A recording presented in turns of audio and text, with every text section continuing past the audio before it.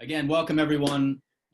We have an excellent slate of panelists to discuss what is a very important topic that is both key to understanding some of the major news that has broken in the region over the past couple of weeks, as well as significant in its own right. So we should all be in for a very fascinating discussion. I'm going to start by introducing our panelists, then I'll give a brief introduction of the topic and its various facets. We will then move straight into questions with our panelists for about 45 to 50 minutes, and then open questions up to our audience for the last half an hour. You can submit questions directly in the Q&A box at the bottom of your screens. I'll be monitoring those throughout the discussion, and we'll pose them to our panelists when the time comes. You can direct them to a specific panelist or to the group. Obviously, we have many people on this call, and so you won't be able to pose them directly, so I'll do that. Today, we are joined by Dr. Shibli Telhami, who's the Anwar Sadat Professor for Peace and Development at the University of Maryland in the US, as well as a Senior Non-Resident Fellow at the Brookings Institution Center for Middle East Policy. Shibli has been a senior advisor to the US government and is a leading expert on public opinion in the United States, as well as the Middle East, where he's been conducting polling for many years. We're also joined by Noor Odeh, who is a Palestinian media professional and communications consultant specializing in public diplomacy, and the founder of Palestine's first strategic consulting firm. Noor was previously served as a spokesperson for the Palestinian Authority, as well as a senior communications advisor for the Palestinian leadership. Prior to her role in government, she was an award-winning journalist in Palestine, including for Al Jazeera English as the only English language journalist based in Gaza in 2006, and she still regularly appears as a fixture on television. We're also pleased to welcome from the Netherlands, one of the brightest minds I know on the Palestinian issue, Moin Noorabani. Moin is an independent researcher and analyst of Palestinian affairs, the Arab-Israeli conflict, and the contemporary Middle East. He's a co-editor of the online magazine Jadariya and a contributing editor to the Middle East Report. Last, but certainly not least, we're also lucky to welcome Khalid Jahshan, the executive director of the Arab Center in Washington, D.C., which is doing excellent work on producing analysis of the Arab world for a U.S. audience and on U.S. policies in the region. Between 2004 and 2013, Khalid was a lecturer in international studies at Pepperdine University in California. He's also a tireless advocate on behalf of the Arab American community in the United States. He served as executive vice president, of ADC, the American Arab Anti-Discrimination Committee, as well as holding positions in numerous other organizations representing Arabs and Palestinians.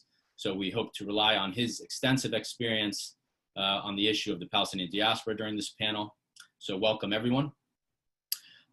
Since its inception, the Palestinian cause has been a defining issue in the Arab world and a source of unity that Arabs could rally around.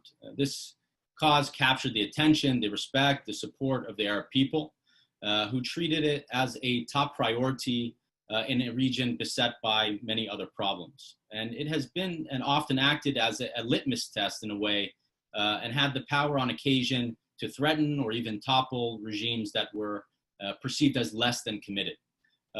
This is a dynamic that's held true for almost 3/4 of a century, and one that has governed the Arab world's relationship with the Palestinians and consequently with Israel. I know it can be problematic to frame the Arab world as a monolithic bloc, as each Arab country is driven by its own set of interests, but they made at least a show of unity in support of the Palestinian cause throughout this history. And in this context, where the Palestinian issue was seen as the core of the conflict, peace between the Arab states and Israel would only come after the Palestinian issue had first been resolved. And this is true despite the fact that Egypt and Jordan both have longstanding peace treaties with Israel. And this position and sequencing was ultimately enshrined in the Arab Peace Initiative of 2002, which proposed full normalization with Israel in exchange for the creation of a Palestinian state along the 1967 borders and a fair and just resolution of the Palestinian refugee issue. In recent years, however, we've seen this commitment and unity tested, I think. And we can see a break from this unity and this sequencing as another sort of litmus test. And to the point where I think we can reasonably ask, is this a relationship in crisis? And the answer is likely a complex one. So what we want to do with this discussion is take a critical look at the status of the Palestinian cause and how this relationship has evolved and what have been the catalysts to that change. Has it been the result of broad regional and global forces outside of the Palestinians' control, such as the end of the Cold War or the Arab Spring, or has it been the outcome of Palestinian decision-making, or both? How did the peace process, for example, and all the decisions made along the way open the doors to the changes that have brought us to the point we are at today? How has the replacement of the young, daring fada'in, literally those who sacrificed themselves, with the aging bureaucrat, affected the image of the Palestinian national movement and its capacity to inspire in the region? And how about the inarguably dire state of internal Palestinian politics with its deep fissures and dysfunctions? Does that matter to the Arab world and to the Palestinian diaspora in the face of ongoing Israeli oppression and confiscation of Palestinian land? Obviously, what's on most people's minds today is the agreement between Israel and the UAE. While that will inevitably be part of our discussion, it's not our focus today. We want to look at the underlying context, mainly from the Palestinian perspective, which I think should shed light on how we got to the point where the UAE took a calculated risk in normalizing its relations with Israel. And while I doubt most of the region will,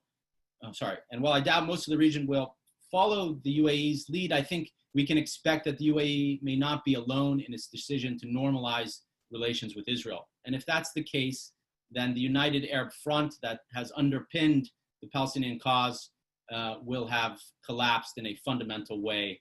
And how this issue is dealt with in the future will likely be different than how it's been preceded. I think I'm a firm believer in context shaping and governing how events occur. Contexts are fluid, and I think the current environment is liable to change, and we're going to look to the future in this discussion as well. So with that, we'll begin with our panel. I'm going to direct a question to one panelist and then open it up for the rest of our panelists to either add or dispute what's been said before. There's no need for everyone to speak, but if you have a question or you have something to add, please do. Let's keep the answers on the briefer end so that everyone has the time to speak. I want to start with the overarching question that will kind of set the stage for this discussion, and I'm going to direct it to Shibli. Basically, Shibli, where do you think things stand today, and how have regional shifts, new geopolitical realignments, and the strategic environment affected the commitment to and the attitudes to the Palestinians and their cause in the region? And have we seen the same type of shift among various Arab publics, or is there a growing divergence between the Arab street and the leadership? Well, thanks, Omar. Thanks for holding this session. It's really timely. Obviously, there should be a lot of conversation and thinking about this issue.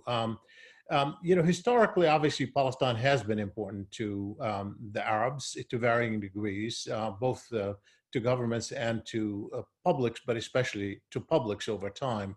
But one of the things that we actually ignore is that Arabs have been very important for Palestine.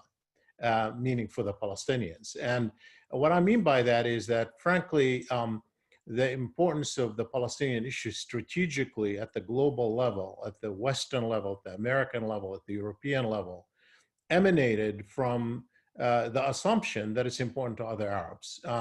Because Palestinians are a small people, it's a very small piece of land, and therefore, it was all about the strategic consequences and implications of policy toward the Palestinians for the region broadly, but especially for Arabs. So Arabs have been a cornerstone of the importance of the Palestinian issue globally. And this should be understood. Obviously, it's not the only reason. There are issues like human rights, international law, normative reasons that have inclined people to support. But at the strategic level, there can be no confusion here. The importance of Palestine is partly derived from its assumed importance for other Arabs. If this assumption diminishes over time, there is no question that the importance of Palestine to other nations outside would also decline, even though it wouldn't recede completely because of what I said about other issues that kind of galvanize some communities across the world, independently from the Arab world, such as human rights communities. And that's why I think I have said this before. I have been puzzled over the past couple of decades about sort of the lack of understanding of that anyway among Palestinian leaders about how important it is to shore up their backing and support in the Arab world among by building alliances in the Arab world, and also by shoring up public opinion and not taking it for granted, not assuming that it doesn't it doesn't shift. So I think this is really important. So the question now, we have what we have. Has the strategic environment and public opinion shifted dramatically recently?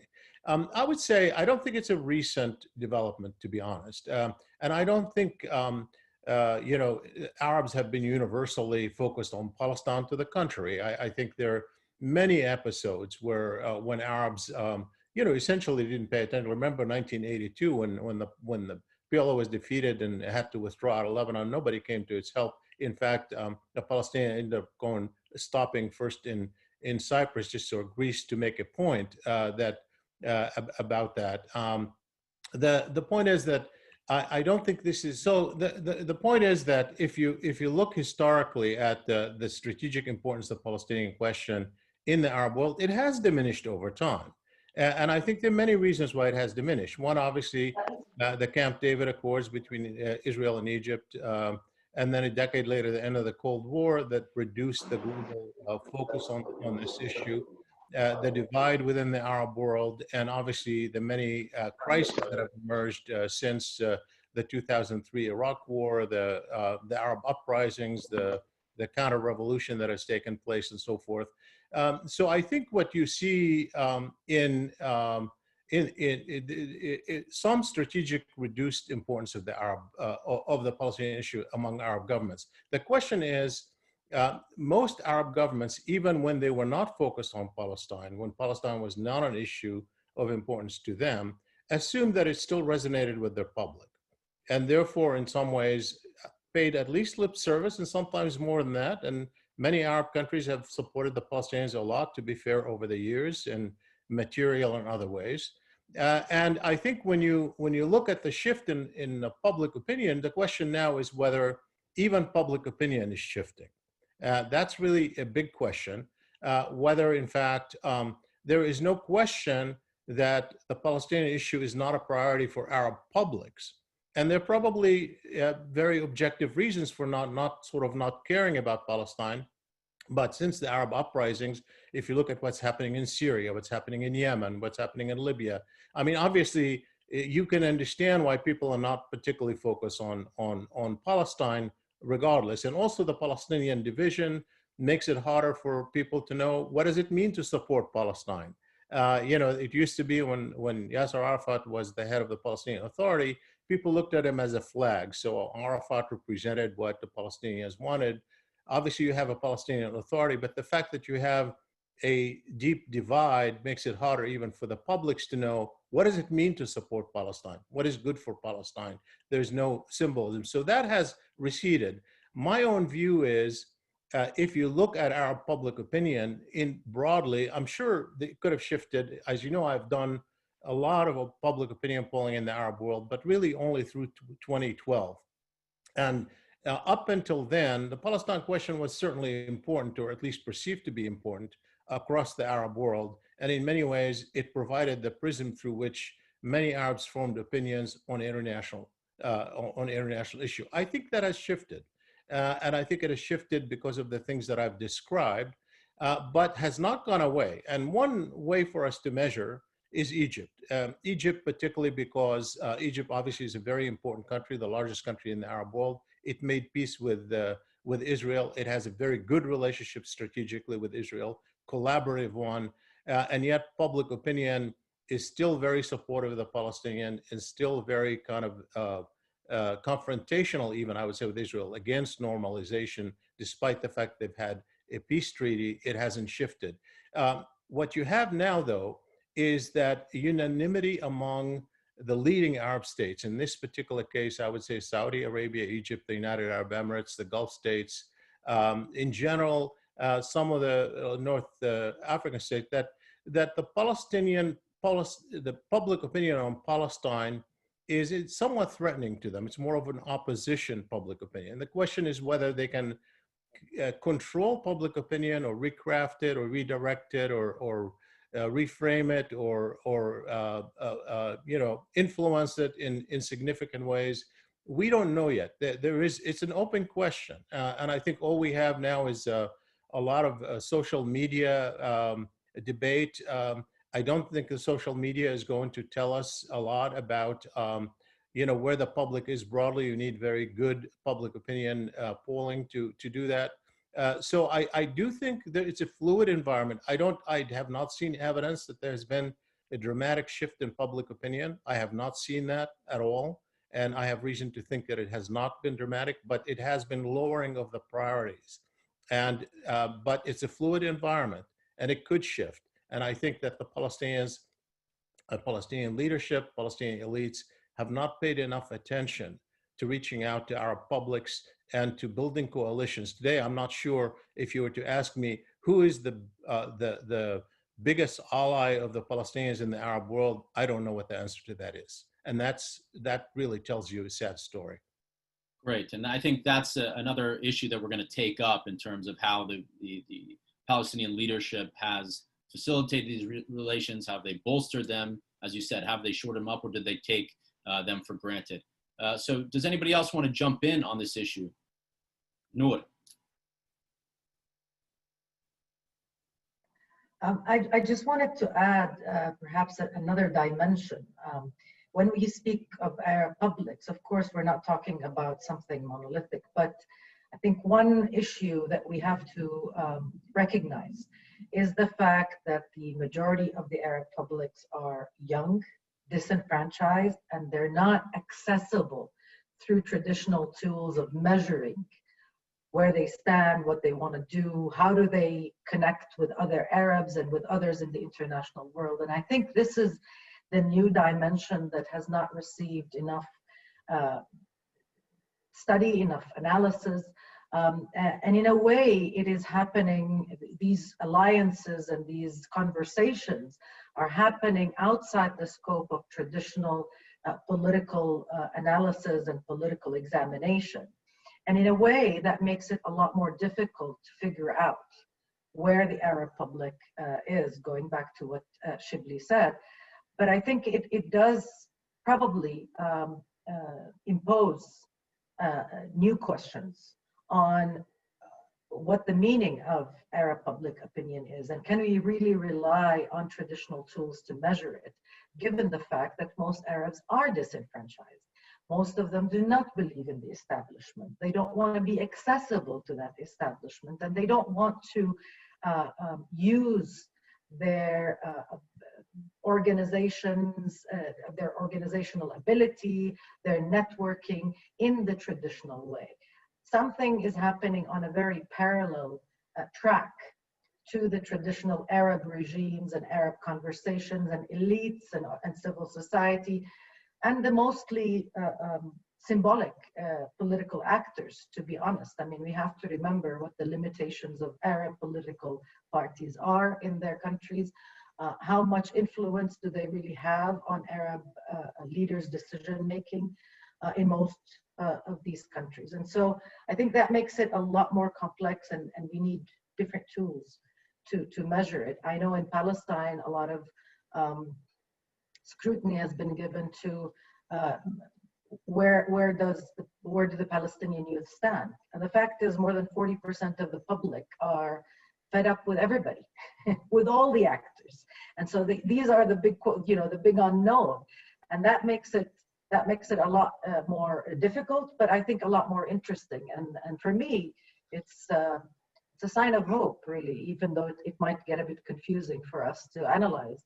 But that is, I think, where the breakthroughs will happen outside the realm of control of traditional Arab politics and control and censorship, if you will. Is there a place you see certain access points where that might happen today, in the future?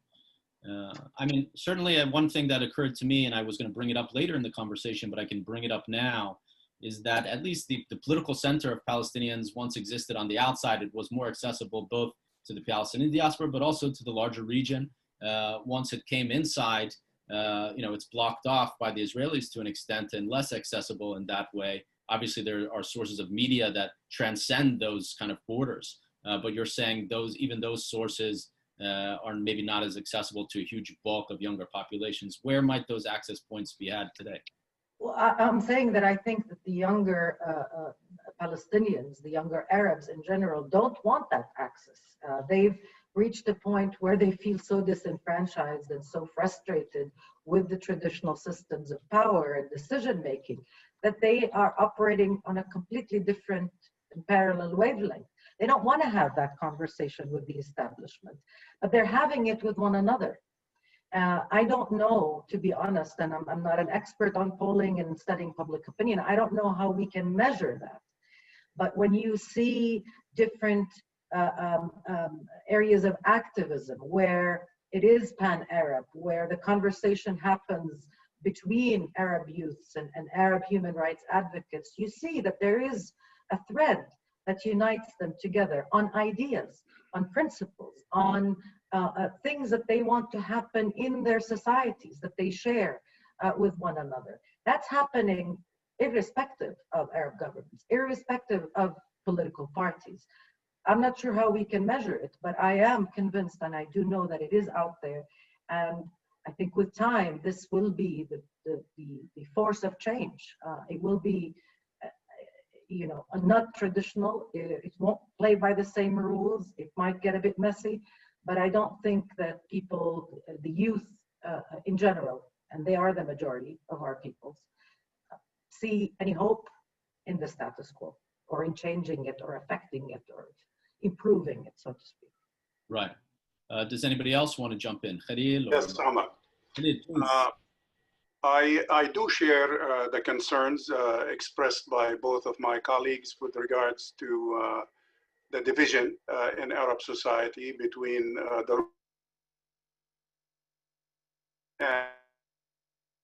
with Noor about the importance and her doubts about the validity or how to analyze, if you will, public opinion in the Arab world in light of the lack of political participation and the lack of democracy in these society. However, I think we should be careful not to conclude that somehow public opinion surveys are relevant in the Arab world. There is a relevance for Arab public opinion, and it should be measured and it should be analyzed regardless of that discrepancy, if you will.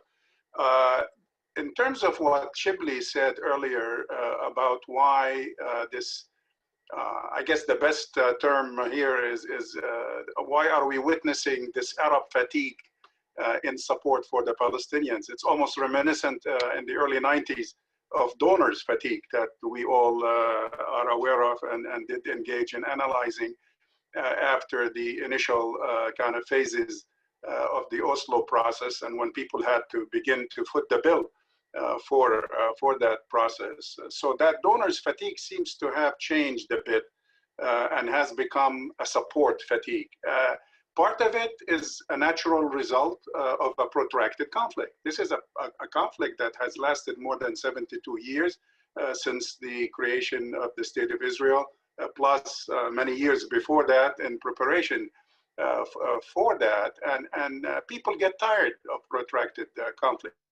Frankly, the Palestinian side was not innocent in that. I know we're going to be discussing that in a bit, but I wanted to refer to particularly one turning point in Palestinian politics that contributed to this trend, which is the period when the Palestinians became obsessed with something in Arabic. We called it at the time, استقلالية القرار الفلسطيني. When we began to pursue, and decision makers in Palestine, leadership in Palestine, began to pursue this independence of the Palestinian decision-making process.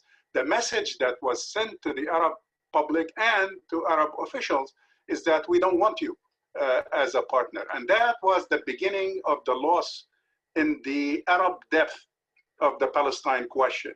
And I don't think we have recovered from that ever since. With regards to public opinion, I know Shibli referred to his, and his work is great on this. I just would like to add that the Arab Opinion Index that is conducted by Arab Center in Doha, our colleagues in Doha, has done, the last survey was of course 2017-18. We haven't been able to finish the surveys since then. That's a survey involving more than 18,000 people in the Arab world, involving more than 12 countries, and so on. And basically, the results are still, I think, I would expect some minor deterioration in those numbers. At the time, we basically, the aggregate in terms of attitude toward the Palestinian cause, which we did by country, but the aggregate for all the Arabs interviewed, 77% said that Palestine belongs to them, to the Palestinians. So that is very important. In terms of actual opposition to normalization with Israel in the absence of peace, again, an aggregate of 87% of all Arabs polled at the time, including countries like, Saudi Arabia, where the percentage was close to 80. By the way, ironically, the least in terms of who owns the Palestine question, the lowest numbers were in Palestine at the time.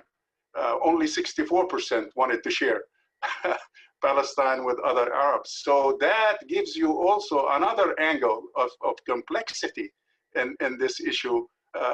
Somehow some Palestinians, a significant number of Palestinians, tend to view ownership of the cause as a zero-sum game. It's all mine, I don't want to cede it to others. Thank you. Thank you, Khalid. Moin, do you want to jump in on this, or should we move on?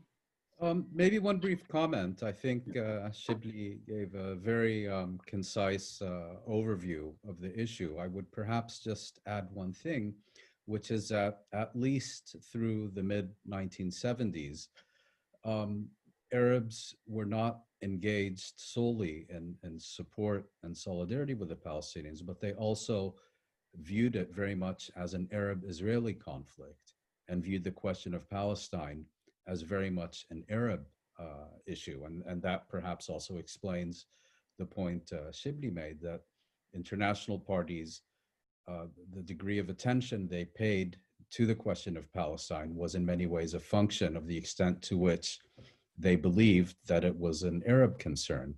And I think it genuinely has been an Arab concern in the sense that people see it as affecting the entire region and their own societies, rather than in the more narrow context of an Israeli-Palestinian conflict. That, I think, has also begun to change in recent decades, in significant part, I think, because you've had the emergence of local nationalisms in very many Arab states. But that was really just a small point I wanted to add to Shibli's points. Okay, so we have, Khalid saying this protracted conflict of 72 years has maybe induced a certain fatigue that's natural. I mean, is it unreasonable to have that fatigue in the Palestinian issue for that long through changes of generation? But he also is pointing to, the Palestinian national movement's decision or obsession, as he called it, to, take agency over their own national movement. And that led to kind of the initial break with the Arab world and maybe seeing it as an Arab-Israeli conflict. Obviously, you have peace treaties with the two main players outside of the Palestinians, which are Jordan and Egypt, which pulls back even further from this being an Arab-Israeli conflict. And we have Shibli and Moin saying that, pointing to the fact that this basic assumption, which I brought up in my introduction, this assumption that this issue matters to all Arabs, and that kind of kept certain regimes in check in terms of how they behaved on the Palestinian issue, but also informed the Europeans and the Americans and others in terms of where they placed the Palestinian issue within the larger Israeli context at the center of it. This needs to be resolved first. Maybe that assumption is weakening. I think a very important point was brought up in terms of decision making, and I'd like to kind of move into that a little bit on the Palestinian issue. And I'll go to you, Martin, actually on Palestinian decision making and how it's affected the relationships with the Arab world. Can you address that? Do you want me to get into specific questions? Are you able to kind of tackle that issue or raise it for us? I'm not sure I understand precisely what the question is. Well, I think the Palestinian National Movement made decisions along the way. Some, I think, obvious decisions we know in Jordan, when it was based in Jordan, how it related to the regime there, when it was based in Lebanon, vis-a-vis the civil war. There are other decisions that have been made, in its entrance into the Oslo Accords, its decision to remain committed to the Oslo Accords, even as it was collapsing. Have those kind of decisions affected the relationship with the Arab world? Have they told the Arab world, we remain committed to this relationship in terms of our security cooperation with Israel or whatever, it's okay for you to discuss this? Yes, very much so. I think despite the discussion we've been having just in this session, I think Oslo was an absolutely key turning point. Well, let's go back a bit. I think the Egyptian-Israeli peace treaty was a key turning point because it not only removed the Arab military option, but it also took off the table a credible Palestinian diplomatic option, because I think without the leverage of a potential new Egyptian-Israeli confrontation, the Palestinians lost, I think, their main element of diplomatic leverage they could have had. And while it's true that there have been covert Arab-Israeli ties through the decades, with Morocco stretching back to the 1960s, Oman after the 1970s, and so on, I think Madrid and particularly Oslo were key turning points because it was essentially sending a message to Arab governments of, you don't need to be more Catholic than the Pope. And I think also when we look at the broader issue of Arab public support for the Palestinians, how can you mobilize Arab support around issues like security cooperation, or land swaps, or these, increasingly petty issues in a broader context? And so I think this also builds a little on the point Khalid was making, that the Palestinians seem to transform from being the main proponents of their own cause to being, let's say, the sole owners of it, in the sense of, making clear that it was not for the Arabs to have input into Palestinian strategy. This would be something the Palestinians maintained the right to determine independently of the regional context. And that, in effect, legitimized other Arab governments doing so. Now, there's another issue. When you talk about previous Palestinian conflicts, for example, with the Jordanian monarchy or during the Lebanese civil war, whatever one may think of Palestinian conduct during those periods, at least these were conflicts and confrontations that directly involved the Palestinians themselves. I think one significant change we've seen in the past 2 decades is that Palestinians have become part of regional coalitions that do not directly involve the Palestinians. And it's gotten even worse because you've had the schism within the Palestinian national movement. And what you now have is rival Palestinian leaderships aligning themselves with rival regional coalitions in an increasingly polarized Arab world and Middle East. And I think that's worked very much to the detriment of the Palestinians. Thank you, Moin. Does anybody else want to jump in on this?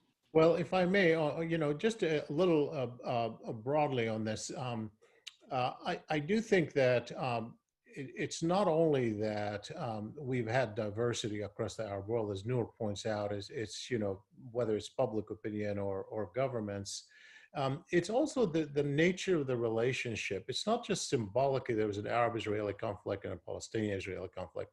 It was materially true after 1967. I mean, after 1967, you could say before 67, the conflict was there mostly politically. It wasn't active since 1948, except in 56, which was over something really a bit different. And 67 transformed the conflict in some ways because Israel controlled Arab state territory, and they had bilateral interest in a particular kind of relationship with Israel. And so we've had this transformation take place over a long period of time, and I've always viewed the 1974 Arab recognition of the PLO as a sole legitimate representative of the Palestinian people coming after the 73 war as something like you're now partly on your own. It is not only that we're going to support you, but you represent yourself. And this has evolved over time to varying degrees. But one thing that's been interesting historically about the Arab world and Palestine is that there was always some competition within the Arab world, dating back obviously to the Nasser era, what Malcolm Kirk called the Arab Cold War, where the tension played into the importance of Palestine because one faction can use it against the other with public opinion. There has been a competitiveness that we've seen even after Egypt made its own peace with Israel. It was expelled from the Arab League, and there was a coalition of forces allied against Egypt. And so there has historically been some, different powers in the Arab world that had competitive interests that animated the importance of the Palestinian issue. We have not seen that in recent years.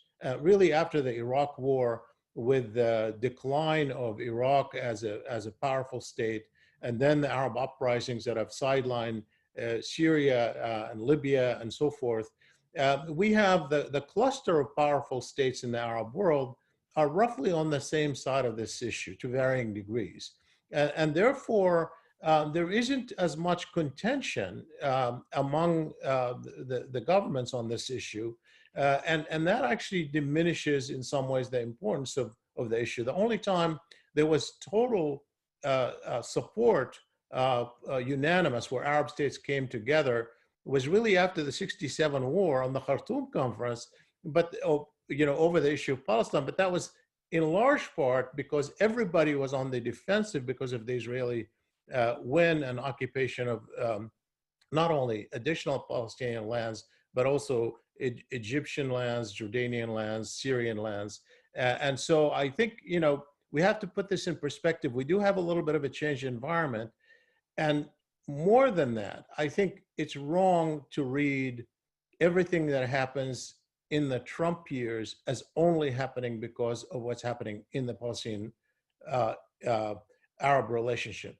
This is an administration that has highlighted the Palestine question, used the muscle of a superpower to implement a particular interpretation of what should be done on that issue in ways that we had never seen before. And with many Arab governments who are dependent on the United States, and that relationship has a lot to do with what's been transpiring far more than what's happening within the region itself. I agree with that point, and I'll come back to it here in a second. But on the issue of competition in the region, I mean, at least my reading of the region is seems to be intense competition between rival factions in the region, especially after the Arab Spring, for influence, for determining outcomes. Obviously, the Palestinian issue hasn't been there in the same way some people thought. So, people thought if you did come to the table with Israel, that would allow a rival faction to tarnish your reputation on that front, but it doesn't seem to be happening. Is that? No, what I meant was state competition, because I mean, there's of course competition. As I said, the Palestine question in some ways has become an opposition question in the Arab world. So yes, opposition groups secular or Islamist. You can see in multiple places where they're voicing themselves, whether it's in Tunisia, in Egypt, elsewhere, the oppositional groups embrace it, and therefore it's more threatening to governments. But within the Arab world, among governments, there really isn't substantial. There's some, obviously, some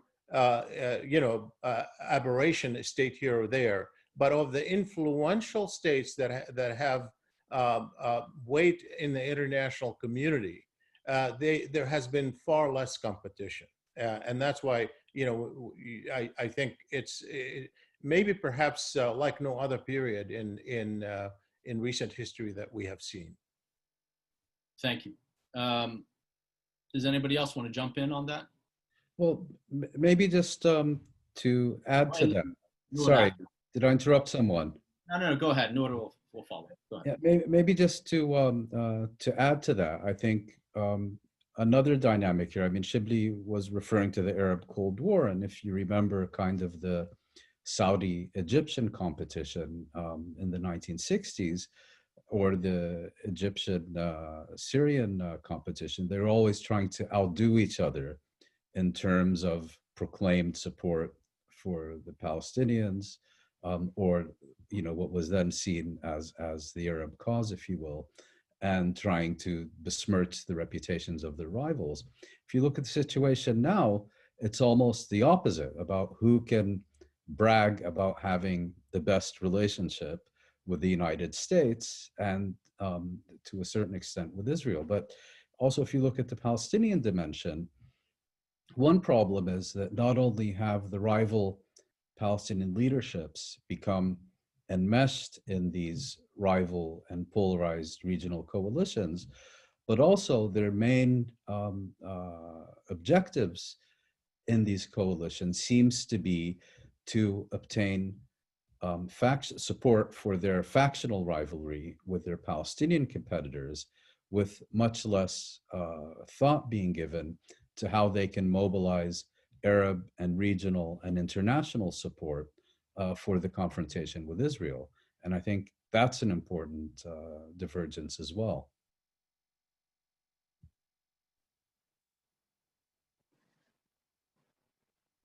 So I just wanted to go back to the issue of the independence of the Palestinian or the Palestinians taking control and having agency over their political decisions. I don't agree with Khalil that this was a departure or one of the reasons why Arab regimes stopped supporting Palestine. I think it's very important to remember that since the beginning of the modern day Palestinian national movement, its leadership has had to play a very tough, almost impossible balancing act to stay clear of attempts by different Arab countries to assert the Palestinian cause, to assert the Palestinian voice, to take control over the PLO and its agenda. And there have been many episodes, some of them quite bloody, where Arab regimes attempted that. So I think 1974 provided Palestinians with enough strength to be able to defend having their own agenda, irrespective of what geopolitics could introduce in the Arab agenda, the wider Arab agenda. And in that sense, I think we also need to read Oslo as a product of those dynamics. The Palestinian leadership, it has to take responsibility, of course, for its own decisions. But at the same time, I think reaching Oslo wouldn't have been possible the way it was done.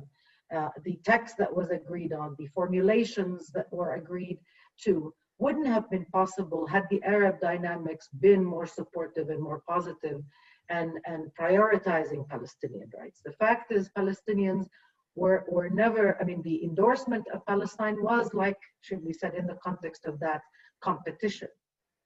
And in many Palestinian circles, you hear a lot of there's a lot of literature on this, a lot of poetry on this, how much Palestinians are loved when they die. Not when they're alive, not when they have an agenda for resisting the occupation while staying alive. And that goes back to the idea that the Arab regimes that want to claim that they are the most supportive of the Palestinian cause, jump in when there's a conflict, when there's a bloody conflict, when there are airstrikes and so on and so forth. But in terms of political support, in terms of being able to align your strategic goals and weight with the Palestinian cause, that's always been a problem. So I think it's important not to talk about official Arab support as if it was always ironclad and always unquestionably with Palestine and always put Palestine at the front. There have always been other strategic considerations and a balancing act that Palestinians have had to make, and it was nearly impossible to make that balancing act. Leading up to Oslo, going back to Lebanon, going back to Jordan, the list goes on and on. There's a long history of that back and forth. I don't want to call it an antagonistic relationship, but definitely there was always tension and competing interests in that regard. That's why I disagree with thinking of the 1974 recognition as a setback rather than as a protection from that competition. But again, these are different interpretations, different opinions. Those are I did not imply that the 74 decision was necessarily a setback.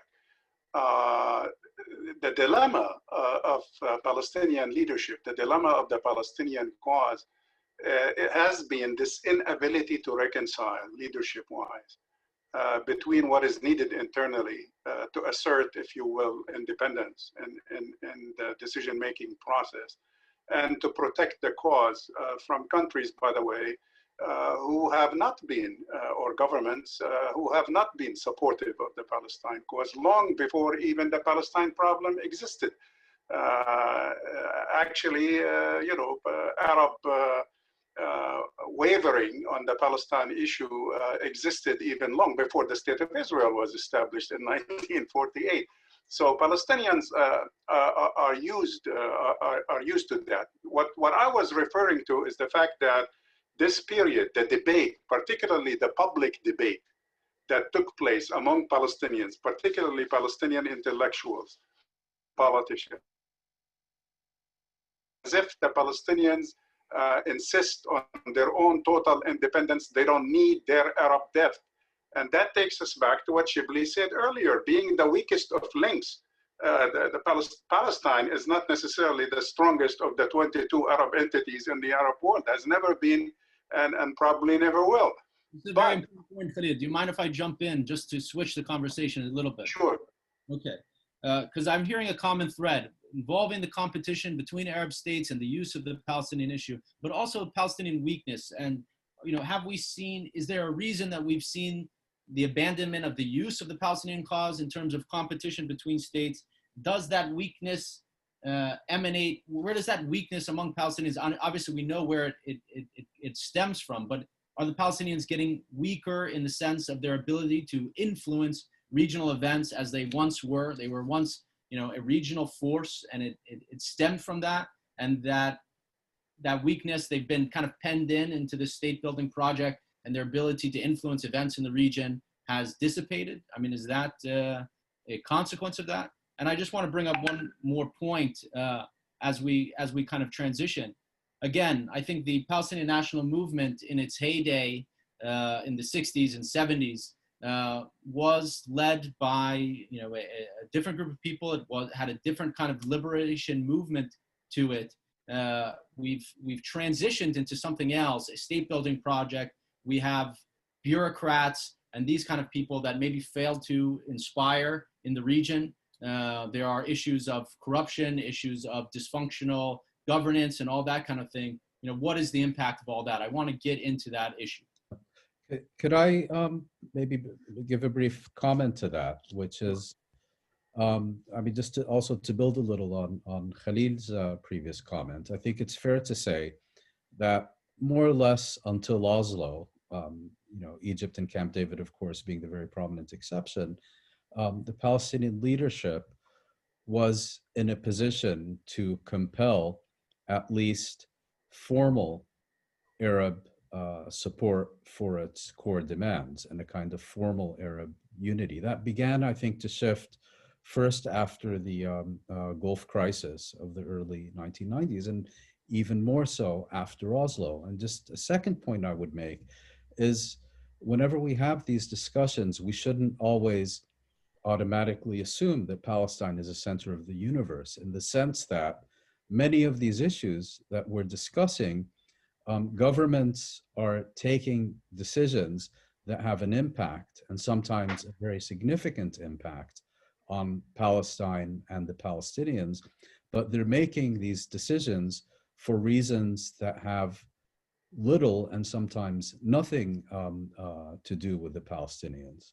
And they're taking them on the basis of completely different agendas and different objectives. And therefore, I think it's important to keep in mind the motivations that regional parties have in formulating their policies, which may or may not be related to the Palestinians. The only connection here I would make is the extent to which they're able to disregard Palestinian interests and objectives in making such decisions is, I think, increasingly a reflection of Palestinian weakness, division, and to a certain extent, self-imposed powerlessness.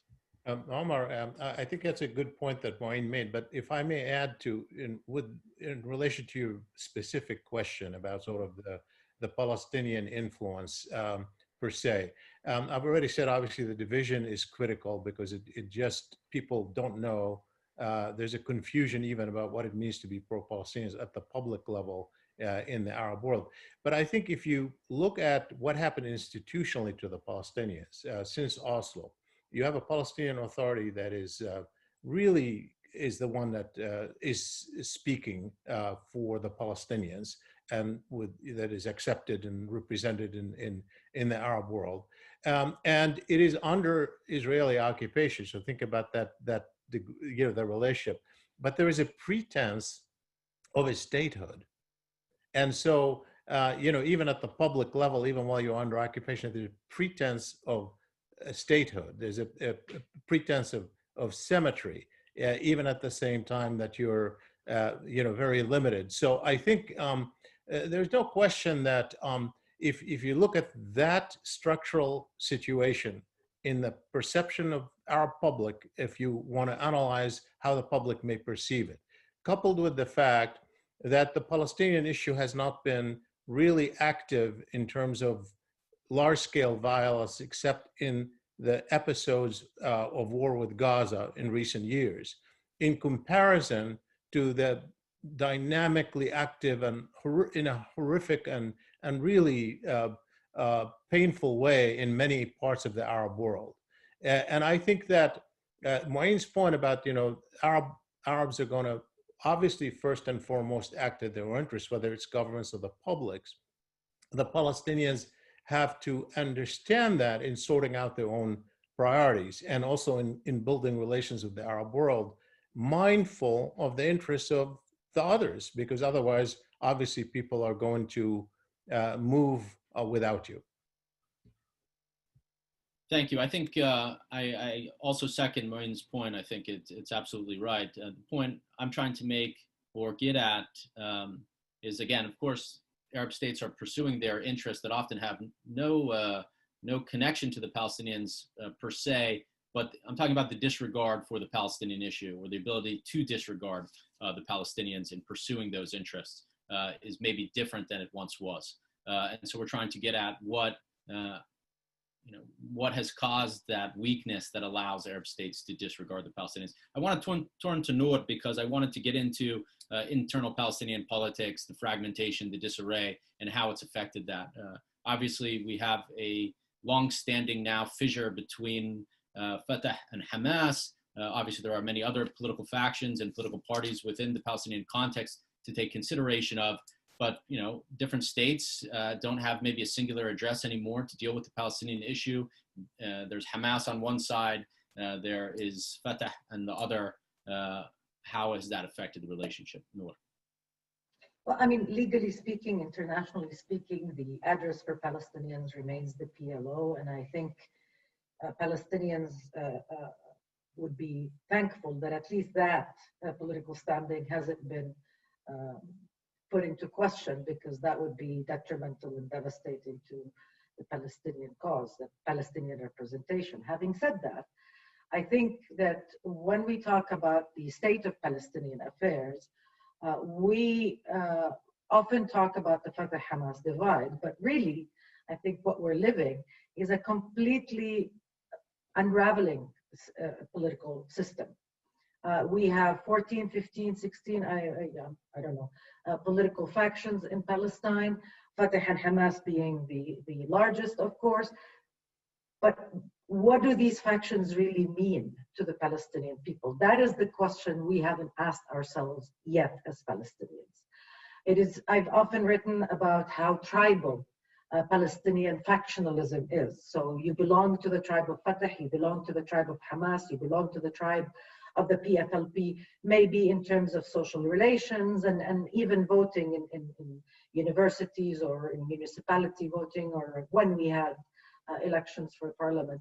But at the same time, I think increasingly opinion polls and studies are showing that more and more Palestinians, especially the youth, who are the absolute majority of Palestinians, not just in the occupied territory, but in the diaspora as well, more and more of them are disenfranchised, and they don't want to be part of any of those political tribes. Many of these political factions exist in name, quite frankly. And the fact that they continue to be present and have a seat at the table only adds to the burden, in my opinion, that Palestinians are having to bear about how to go about fixing their political system. In my humble opinion, what we need is a reformulation of the social contract. In the past, before 20 years before, and you know, a lot of these players have been there for 40, 50 years. It's not like we've changed too many faces. But these were, you know, actors who had weight in the Palestinian political scene. Now that weight is symbolic. And it's detached from what Palestinians want, the kind of conversation they want to change, and who they want to be at the table. That requires a lot of soul searching. And I don't think we're anywhere, frankly, near where we need to be to start that conversation domestically. I say that because Palestinians are always mindful of what the external factors are and how any of these demands might reflect or factor into or facilitate outside agendas, especially now with the UAE-Israel deal and with talks about, you know, renewed talk of Palestinian rejectionism and so on and so forth. So there's always that fear that Palestinian need for reform would be used for other reasons, other external agendas. But I don't think that should inhibit us from having the kind of soul searching that we need to have as Palestinians everywhere, not just in the occupied territory. How do you reformulate the PLO so that it is not just the politically accepted address of the Palestinians, but that it is the politically relevant and active and meaningful actor and representative of the Palestinian people? How do you move from traditional rules of engagement in the Palestinian scene to something completely new? And who are the actors who will take charge of that change? Because again, the figures matter, the names matter. Who introduces these ideas and charges ahead with that change will matter a lot in the inter-Palestinian dynamic. Palestinians are fed up with the Hamas-Fatah polarization because it has been debilitating, and quite frankly, it's been exposed more and more for the farcical division that it is. Hamas has endorsed the two-state solution. There isn't really a political rift between the two agendas. Everybody's looking to talk about the two-state formula. Hamas was even looking forward to talking with the American administration before Trump came along. And even with Trump but before all the other steps that he took. So there isn't really a huge rift in terms of political goals or agenda. There is almost a consensus among present political actors about the two-state formula, about the need to end the occupation, possibly through negotiations or a combination of negotiations and resistance, whether it's popular resistance or otherwise. But I think the question that all of these actors haven't asked themselves is how relevant they are to Palestinian youth, how much they have acceptance among the Palestinian youth, who, again, I have to remind again and again, they are the absolute majority of Palestinians. Palestinians are now ruled, and this is not about ageism, but I think this is one of the many ironies we live. We're ruled by the 1% in terms of age group, okay? And the feeling that you are not just not heard, you have no seat at the table, you have no way to enter the door, has led to, I think, what is often misread as apathy among ordinary Palestinians. And I think it's not apathy. My reading of it is that it's a heightened sense of frustration that has led to complete disengagement and searching for other ways of doing this, even if it is maybe in the cool-headed calculation of strategic thinkers, risky and dangerous and possibly too much, rocking the boat too much. But I think that's where we're at as Palestinians, inside Palestine, historical Palestine, and throughout the diaspora. And that's where things get tricky, and it will take a lot of strength and a lot of wisdom, perhaps, to move along the conversation and the change that is needed in a very unconventional way, departing from all the rules of Palestinian politics. Great. I want to pivot off your discussion of both the youth, alienation is a way to put it, and also in the diaspora. We have a question from the audience on how young Palestinians might affect change outside of the establishment. I think you touched on a lot of that. One thing I'm curious about is, you see the dysfunction within the Palestinian Authority and among Palestinian factions and the divisions, obviously, which are debilitating. There are other parts of the Palestinian national movement in a way that are younger or more dynamic or more inclusive. But in a sense, you have, let's say, the BDS movement, which is operating mostly abroad and mostly in the West, right? So do the young Arabs of the region or diaspora Palestinians in the Middle East, are they alienated from those dynamic parts of the movement because, BDS, for obvious reasons, doesn't operate in that part of the world? It's more in the West where it's more engaged. Is that something, as I mentioned earlier, I think the center of Palestinian political life has shifted inside. It's under occupation, as Shibli said, and it's disconnected from the Arabs, from young Arabs, from the region, from diaspora Palestinians. So how does that all affect the regional relationship to the Palestinian cause or identification or connection to it? Well, I think the BDS is an exception because there is a pan-Arab BDS connection. It is the minority, if you will. It's not necessarily groups who are supported by governments. And of course, officially, there isn't a lot of Israeli-Arab exchange in terms of goods and so on. But the idea of resisting normalization is very much present among Arabs throughout the region and Palestinians, even inside occupied Palestine.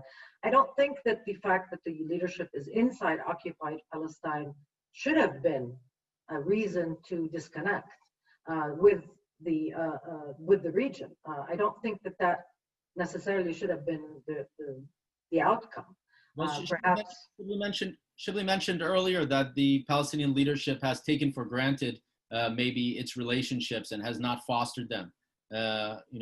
Is that true in your eyes? Is that something you see as having affected those relationships? I think that is true to a large extent, and I think that it's not just taking the public for granted. It's the fact that these Arab political scenes changed and shifted, and the ability for the Palestinians to officially engage in those circles became more and more limited because of the polarization, because of the divided camps in the Arab world, so to speak. So you have Syria with, with its alliances, and you have Saudi Arabia with its alliances, and now with the Arab Spring, it became even more complicated. So a lot of things went into that. I think it's a combination of so many things that ended up with Palestinians, officially at least, where they are right now. And part of it is the fact that when you've been doing something for so long, you stop being creative. And frankly, that's part of the problem that we have as Palestinians. You can't be doing something for 20, 30, 40 years and still find new ways of doing it. It's not natural. The fact that less and less new actors in the scene have been involved, I think, contributed to the lack of creativity in dealing with the Arab world, but also with international public opinion at large, with mobilizing in various capitals as well, with the new and emerging actors and allies for Palestine that we should have been working with for at least the past 4, 5, 10 years in some cases, to the benefit of the cause. Noor, let's bring in some of our other panelists. Khalil, do you have your mic off? Did you want to jump in? Whoa, I frankly don't know where to start. So many good points were made, and would like to kind of weigh in on some of these issues. I think Noor raised the issue of remaining kind of the main address for the Palestinians. The problem that we face today as Palestinians is the fact that the PLO is dysfunctional. Like it or not, it is our only address. It's our only unifying, if you will, institution that represents the Palestinian. It is the base of whatever remaining support we have in the Arab world and in the international community that was secured over the years by PLO institutions and PLO activity, diplomatic activity. But the PLO is a semblance of its former self. I mean, I don't know where it is right now. So that's number one. Number two, so you have a dysfunctional institution speaking on behalf of a cause. Number two, it's that dysfunction has also spread internally. It has, I mean, who's in charge in Palestine? Is it the PLO or the PA? There are a lot of contradictions in the decision-making process. Two, the relationship that you wanted me to discuss, which is the issue with the diaspora. Definitely, there is a dysfunction in the relationship with the diaspora. I remember the days when the PLO had a major department dealing with the diaspora, had a significant chunk of its agenda, its time, its resources directed at that. That doesn't exist anymore. As a matter of fact, I even blame the PLO, current and past leadership, for distorting and destroying that relationship. I think what our leadership has done over the years in terms of relations with the diaspora, and the diaspora is so important. You're talking about more than half of the Palestinian people are in the diaspora. And if they're not involved, then more than half of your people, in addition to half internally under the control of the Palestinian Authority, are not involved. So who's deciding? I mean, we go back to what Noor said, a minority is deciding. Maybe the 1% is ruling the 90%. That is not functional. And what the blame goes back, frankly. I mean, in the old days, even when Yasser Arafat was involved, he did focus a lot on the diaspora. Except he did the opposite of what Kennedy used to advocate. Do not ask what your country can do for you, but it was the opposite. Instead of making the Palestinian diaspora ask what can we do for our country, the PLO kind of tried to control the diaspora, and that spoiled, I think, efforts, particularly in the West, where the diaspora needed to identify as American, as European, as what have you, and make an impact in its own. Instead, it has become a tool, or did drift. Before it was totally dismantled, but it drifted into a tool of the PLO. And unfortunately, that disease that Noor referred to earlier, factionalism, spread into the diaspora and helped destroy it. So right now, there is nothing, absolutely nothing, in terms of diaspora-PLO relationship. We have been discussing that every time we meet Palestinian leaders, but frankly, the resources, human, financial, and the political will is not there to heal that relationship at this time. Thank you, Khalid. That's very important. Moeen, you wanted to jump in? Yeah, I think just to add to that, I think there are several dynamics at work here. In addition to the institutional dysfunction of that Khalid has described, I think it's fair to say you've also had a disintegration of the national movement as a whole. A second factor. Let me stop you very quickly. I just, and this is very important, but just, we want to keep framing this within the topic at hand, which is also the relationship with the Arab world and how it's been affected by that dysfunction. So. Yeah. Well, I would say part of the explanation for this also is that at least since Oslo, and I think going back some time before, is that the Palestinian leadership has oriented itself primarily on legitimizing itself in the West and particularly on establishing a formal relationship with the US government. And one effect that has had is that it has very much diminished the previous importance that the Palestinian leadership attached to mobilizing its own people, including the diaspora, and on maintaining that web of Arab support.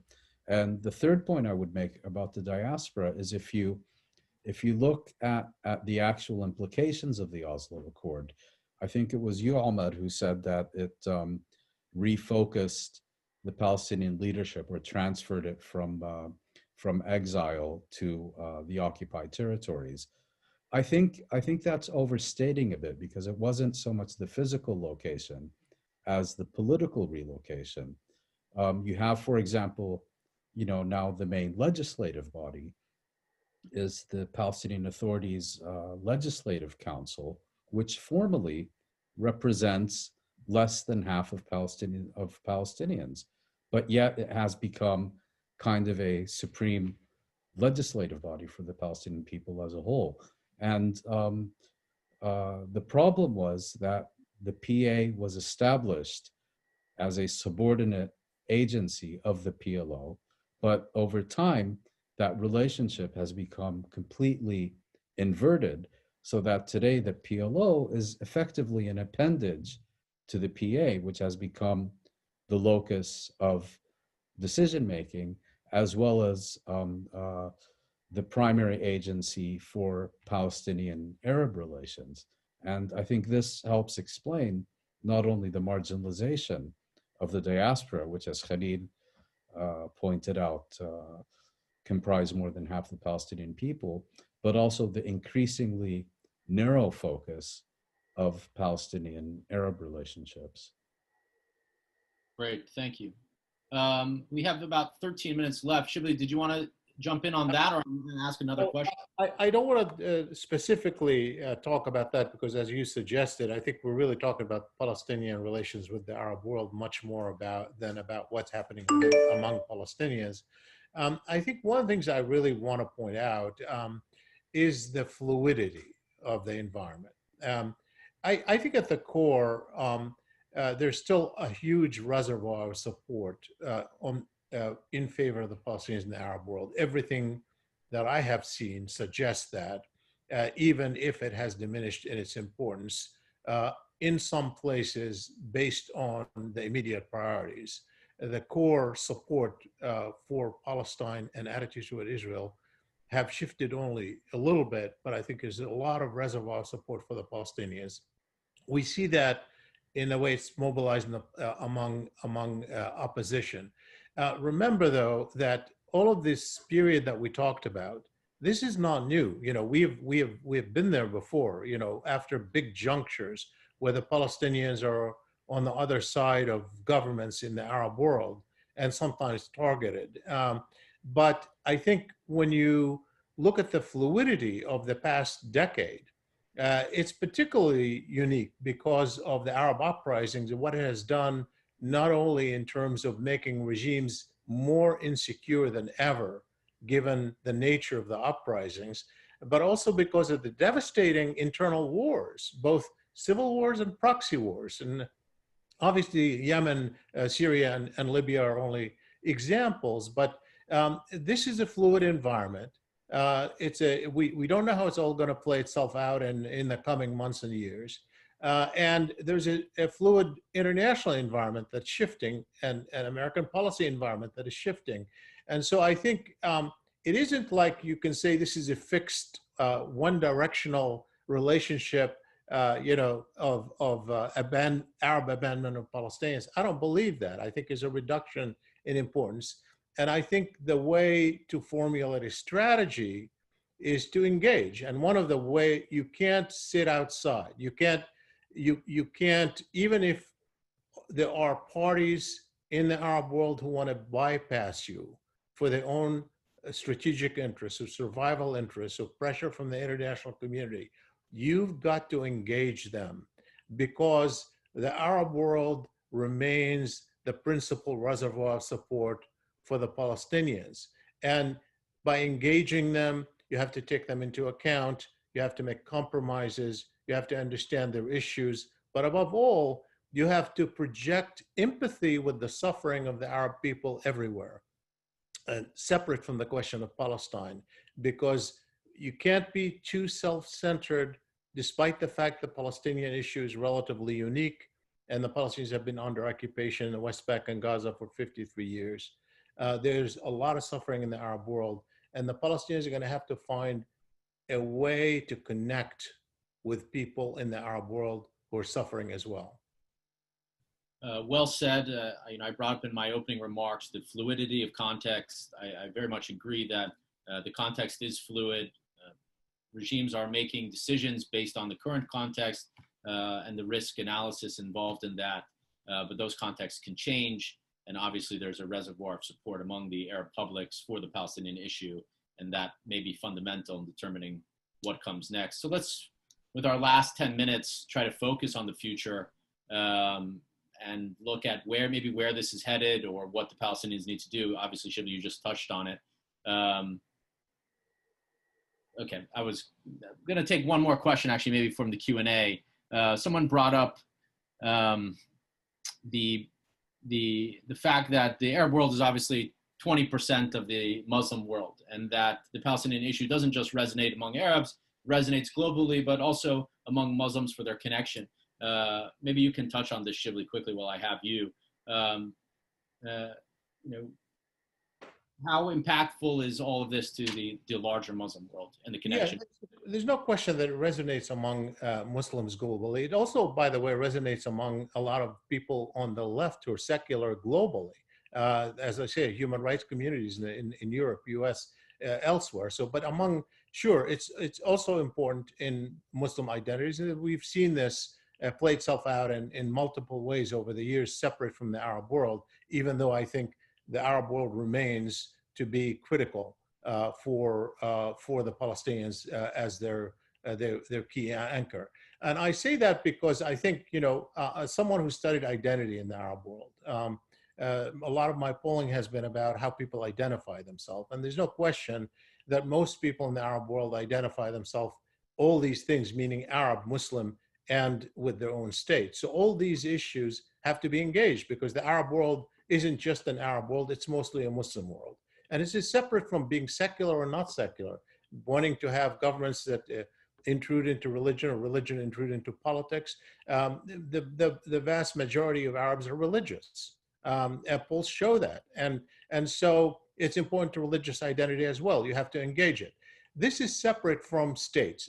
I'm very uncomfortable with the notion there is a Muslim world by defining such a 1.2 billion Muslims around the world in so many countries that are diverse in their interests and culture, history, and to identify them strictly by their religion. Just like we say, imagine if we pull out Venezuela, the United States, Russia, and France and call them a Christian world or something of that sort. How helpful would that be? Religion is important.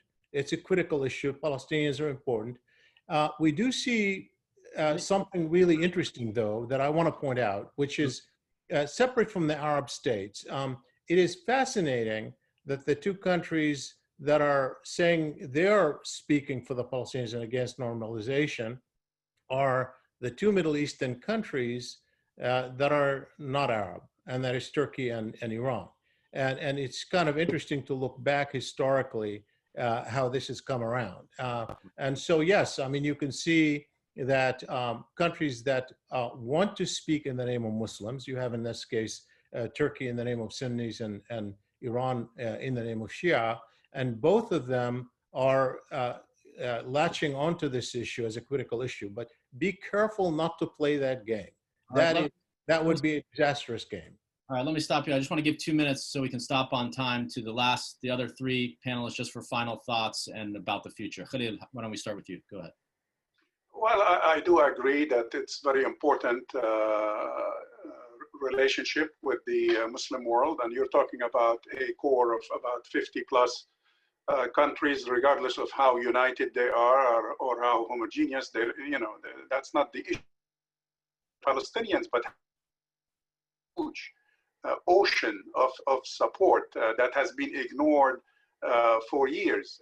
And not only that, when you look at the political factor today and the fatigue that has spread and impacted the Arab position on Palestine, there is a discrepancy between that, I would say, and the fatigue in the Muslim Islamic states around the world. It's probably less.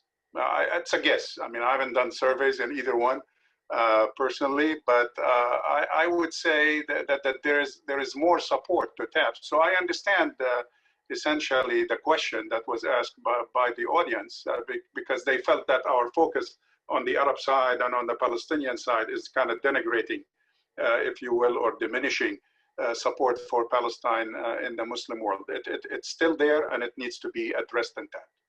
Thank you very much. Noor, do you want to, just final thoughts? It doesn't need to be on this specific question. 2 minutes, please. Look, I think Palestine is a magnet for so many groups, for support from so many different perspectives. We cannot tie Palestine to one perspective, whether it's the Arab dimension, the Muslim dimension, the Christian dimension. We cannot forget that Palestine is tied to Christianity in such a profound way. This is the birthplace of Jesus, after all. But it is a rallying cause for progressives, for people who really believe in human rights and not just use them as a prop or a tool to achieve political means.